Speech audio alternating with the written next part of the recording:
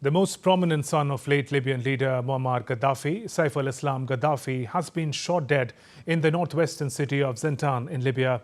While Saif al-Islam is well known in the North African country, especially for his role in shaping policy during his father's rule, his public profile had receded in recent years.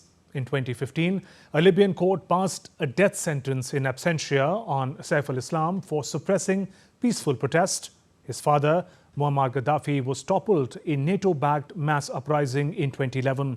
Part of the Arab Spring, the country has since plunged into chaos.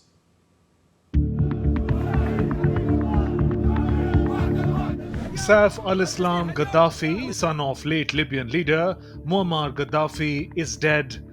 53-year-old Saif, who was once widely seen as his father's heir apparent, was shot dead on Tuesday, February 3rd, during a direct confrontation with 4 unknown gunmen who broke into his home in the city of Zintan. Sources inform that attackers shot Saif al-Islam in the garden of his residence before fleeing the scene. A probe has been launched into the killing. On Friday, Libyans took part in a funeral for Saif al-Islam Gaddafi in the city of Bani Walid.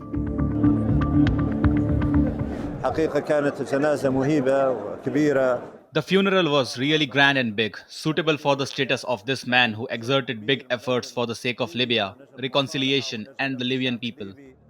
Despite holding no official position, Saif al-Islam was once seen as the most powerful figure in the North African country after his father, Muammar Gaddafi.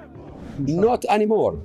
Not anymore. Because the Libyan people, they woke up and now they realize the danger around them.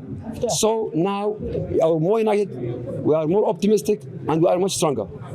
So we are very optimistic. Saif was once a prominent figure in Libya, particularly for his influence on policy making prior to 2011.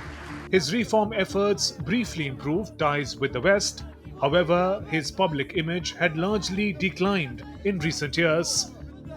In 2015, a Libyan court passed a death sentence in absentia on Saif al-Islam for suppressing peaceful protests. He had been charged by the International Criminal Court for alleged crimes against humanity. In 2021, Saif al-Islam registered as a presidential candidate for a vote that eventually collapsed amid a political deadlock. Saif al-Islam was a deeply polarizing figure and a central impediment to any consensual presidential contest, as his possible return to power was unacceptable to many factions that had fought the former regime. His assassination removes a major source of uncertainty from future electoral arrangements and is likely to alter the calculations of tribes and former regime loyalists who had kept lines open to him as a bargaining chip. With his death, the pathway has effectively closed. For many loyalists of the old order, Saif had been the only credible vehicle for Gaddafi-era revival, combining family name with political experience, tribal and patronage networks, and a declared project to re-enter national politics. Saif al-Islam's killing evoked mixed reactions in Libya and the neighborhood. The UN-recognized government of national unity in Tripoli condemned the killing as a threat to reconciliation efforts.